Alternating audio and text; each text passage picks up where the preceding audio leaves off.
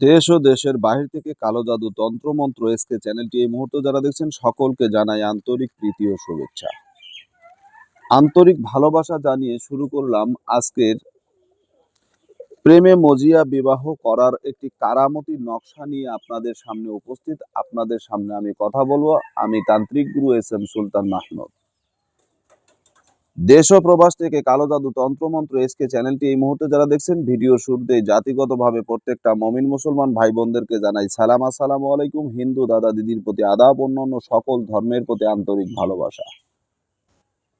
Video শুরুতেই একটি কথা আপনাদেরকে বলে রাখি, আজকের এই ভিডিওটা হবে একতরফা বা দুই তরফা, দুটাই কাজ করবে। এটা কিন্তু একজনের জন্য পারস্পরিক নয়। এই ভিডিওটার মাধ্যমে আপনারা উভয়কে কিন্তু মিলন করার জন্য কাজ করতে পারবেন এই নকশা দিয়ে। এটা অত্যন্ত পাওয়ারফুল এবং কারামতি একটা নকশা, কোরআনী একটা আমল নিয়ে আপনাদের সামনে আজকে আমি কথা বলবো। আমি তান্ত্রিক গুরু এস.এম. সুলতান মাহমুদ। তো আজকের যে ভিডিওটা আপনাদের সামনে আমি তুলে ধরবো, এটা হচ্ছে কারামতি একটি নকশা। এই নকশা দ্বারা যারা বিবাহ করতে চান, যারা মনে করেন যে ওই মেয়েটাকে বা ওই ছেলেটাকে, ওই পুরুষকে আমি ভালোবাসি, পুরুষটাকে আমি বিবাহ করে আমার জীবনটা সুখের করতে চাই, বা আমার পছন্দের নারীকে আমি বিবাহ করে আমি আমার জীবনটাকে, লাইফটাকে সেটেল করতে চাই, কিন্তু মাঝখানে যে বাধা বিঘ্ন বা মাঝখানে যে সমস্যাগুলো রয়েছে, যে সমস্যার কারণে আপনি আপনার প্রিয় মানুষটিকে আপনার কাছে নিতে পারছেন না, বা আপনার প্রিয় মানুষটিকে আপনি ভালোবাসার একান্ত ভালোবেসে তাকে বিবাহ করতে পারছেন না। বিভিন্ন সমস্যার জল্পনা কল্পনা, বিভিন্ন সমস্যার সম্মুখীন হয়ে আজ আপনারা একে অপরের কাছ থেকে দূরে রয়েছেন, দূরে সরে আছেন। এই যে সমস্যাগুলো, এই সমস্যাগুলো ফেস করার জন্য, এই সমস্যাগুলো ফেস করতে আপনাদের সামনে আমি যে নকশাটা নিয়ে কথা বলবো, এই নকশাটা কিন্তু অত্যন্ত পাওয়ারফুল এবং কার্যকারী। তো এই বশীকরণ নকশাটা কিভাবে আপনারা ব্যবহার করবেন, আসুন আপনাদেরকে নিয়মটা দেখাই এবং অল্প কথার ভিতরে আমি ভিডিওটা শেষ করে দিব ইনশাআল্লাহ। এটা হচ্ছে বশীকরণের একটি নকশা, কোরআনী একটি আমল। এখানে সোয়াত রয়েছে 14টি।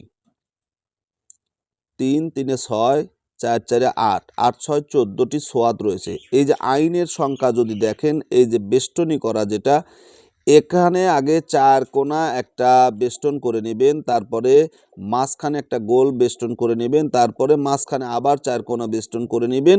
নেওয়ার পরে আপনাকে এখানে লিখতে হবে বিসমিল্লাহ। লেখার পরে আপনি সংক্ষেপে 7 8 6 এটা লিখলেন। লেখার পরে 45টি আইন হরফ লিখতে হবে। এই যে মাঝখানে এই যে বেষ্টনটা দেখতেছেন, এগুলো কিন্তু আইন, ঠিক আছে?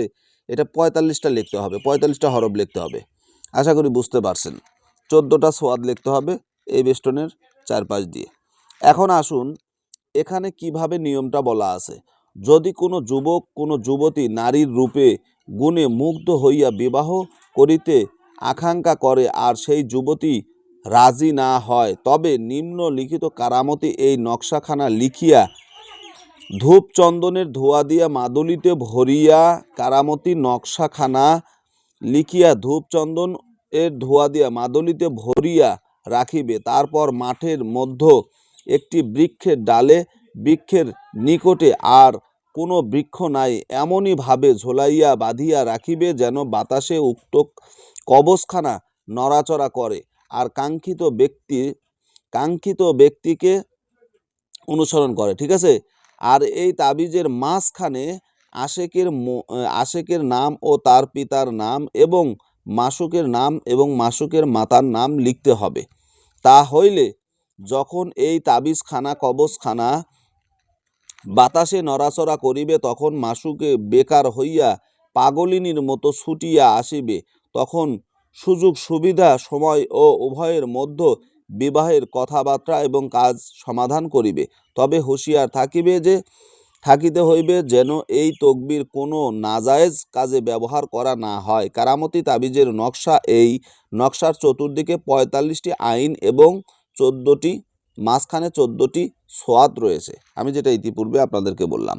তবে এই কাজটা কখনো হারাম কাজে ব্যবহার করবেন না, নাজায়েজ কোনো কাজে ব্যবহার করবেন না। এগুলো কোরআনী আমল, এই বিষয়ে সাবধান থাকবেন, ঠিক আছে?